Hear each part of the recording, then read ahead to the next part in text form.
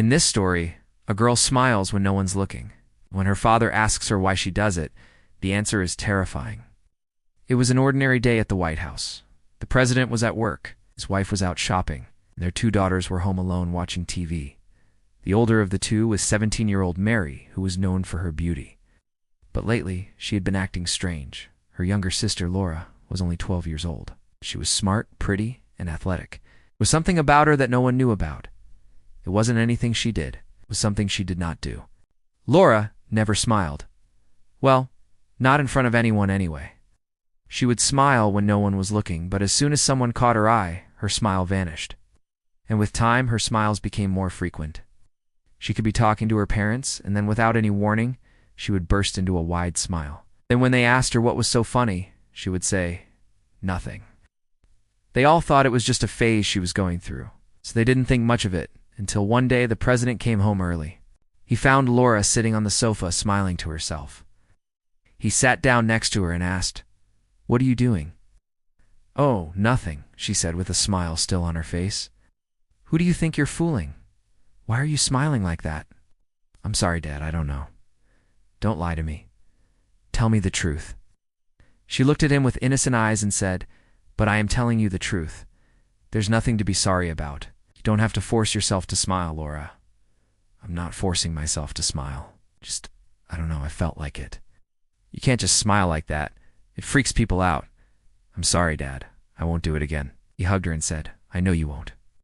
Now go clean your room. It's a mess." She went upstairs and lay down on her bed thinking about what her dad had said. Her smile must have looked scary to him. But how could she control it? She tried hard not to smile, but the harder she tried, the more she wanted to smile. And before she knew it, she was smiling. She got up from the bed and went to the bathroom. Staring at her reflection, she realized that she couldn't control her smiles, and she knew her father would freak out if he saw her like this. So she decided to hide her smiling problem from everyone. From that day on, she'd never let anyone see her smile. But behind closed doors, she would smile as much as she wanted. She could be brushing her teeth or taking a shower, and then without any warning, she would break into a wide smile. At first, she thought it was because she was happy. After all, who wouldn't be happy living in the White House? But she soon realized that her happiness had nothing to do with it. One night, she couldn't sleep, so she got out of bed and went to the kitchen. As she was making herself a snack, she caught her reflection in the window, and once again, she was smiling. It wasn't a nice smile. It was a grotesque, horrifying smile that didn't match her face at all. The next morning, she told her parents she wasn't feeling well and stayed home from school. She spent the entire day looking at herself in the mirror. Every time she caught her reflection, she would smile. It was as if she didn't have any control over it. That night, she couldn't take it anymore. She called her best friend and asked her to come over.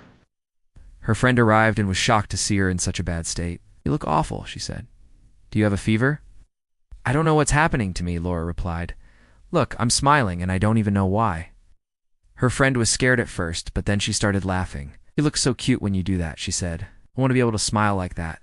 "This isn't cute, it's scary," Laura said. "No, it's really cute. Can you teach me how?" "I wish I knew." The next day, Laura went back to school. Her friend tried to copy her smile, but it didn't work. Laura didn't mind. She was just glad she wasn't alone in this. But deep down, she was scared. What if her smile made people think she was crazy? Would her friends still want to be around her? Would her crush still like her? All these questions kept her up at night. Then one day, while she was walking through the school hallway, she bumped into her crush. "Hey, Laura," he said with a smile. "Hey, Mark," she replied. She was trying hard not to smile back, but it was no use. Before she knew it, she was smiling too. Mark was stunned. He had never seen her smile like that before. Is everything okay?" he asked. "Yeah, I don't know what's happening to me," she said. "I keep smiling when I don't want to." "Well, I think it's cute," he said. "No, it's not. It's freaking me out. Why don't you just accept it?" "Accept what?" "The fact that you're beautiful when you smile." "I don't want to be beautiful. I want to be normal." "You're normal. You're just different. And I like different girls." "I appreciate that, Mark, but I'm serious. Something's wrong with me." "Okay, if you say so." As Mark walked away, Laura couldn't help but smile. It was weird, but she liked the attention. For the first time since this whole smiling thing started, she actually felt good about it. Maybe being different wasn't so bad after all. Maybe it would even make her stand out from the crowd. But then she remembered what her father had said. He had looked at her with suspicion and fear in his eyes. What if he was right? What if something was wrong with her? That night, she couldn't sleep again. She got out of bed and went to the kitchen. As she was making herself another snack, she caught her reflection in the window. And once again, she was smiling. But this time, it was different. This time, it wasn't a cute, innocent smile. It was a terrifying, evil smile. Laura screamed. She ran to the bathroom and stared at her reflection. Who was this girl? Why was she smiling like that? Was she losing her mind? Suddenly, she felt something wet on her fingers. She looked down and saw that they were covered in blood. She turned back to the mirror and saw that her gums were bleeding. She ran to her parents' room and woke them up. Mom, Dad, please help me. I don't know what's happening to me, she cried. What's wrong, honey? Her mother asked. Why are you covered in blood? I don't know. I was just smiling, and then I felt something wet on my fingers, and now my gums are bleeding. Laura, you're scaring us. Why were you smiling? I don't know. I can't control it. Well, we're going to need to call your doctor. I'm sure he can help you. No, don't call him. Please, please don't tell anyone what I look like. They'll think I'm crazy. We're not going to tell anyone, honey. Don't worry. The next day, Laura didn't go to school. She was too scared.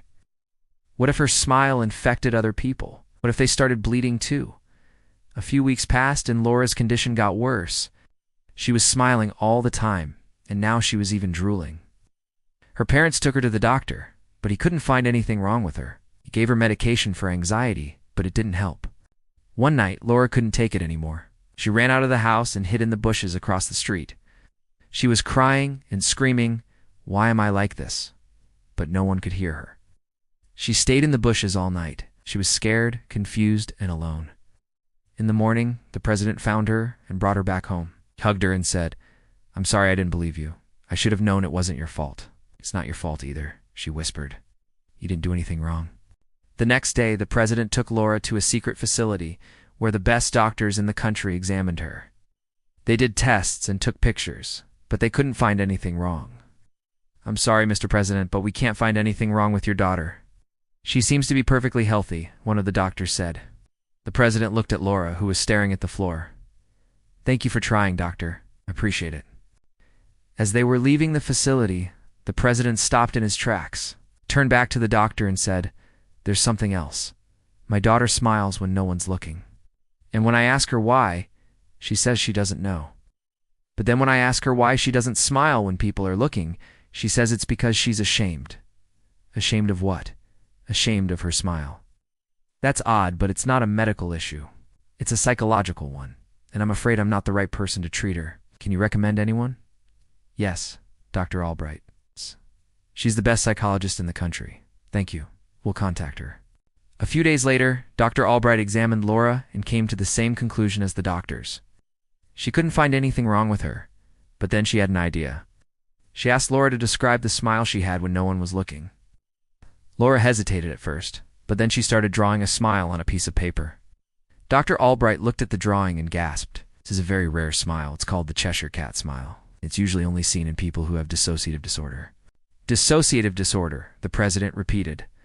What is that? It's a mental condition that causes a person to act out of character. It's usually caused by stress or trauma. But Laura hasn't experienced any trauma.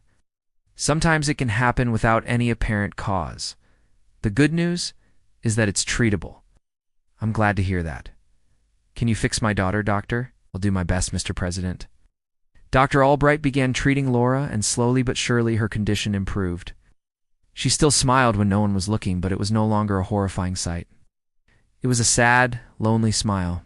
One day, Laura was lying on her bed when her parents walked in. They had a serious look on their faces. "Laura, we need to talk to you about something," her mother said. "What is it? Why were you smiling like that?" I don't know. You know you weren't being honest with us. You were hiding something." "I'm sorry, I didn't mean to hide it from you. It's just that smile, it makes me feel so ashamed." "Why?" "Because I think I'm the only one who has it. I think I'm the only one who looks like that when they smile. Laura, you are not alone." There are other people who have the same smile. You just haven't met them yet. Really, really, I'd like to meet them. I'm sure you will. Laura was still scared, but she knew her parents loved her. If they accepted her for who she was, then maybe she could too. If you enjoyed this horror story, please share it with your friends. Thanks for watching.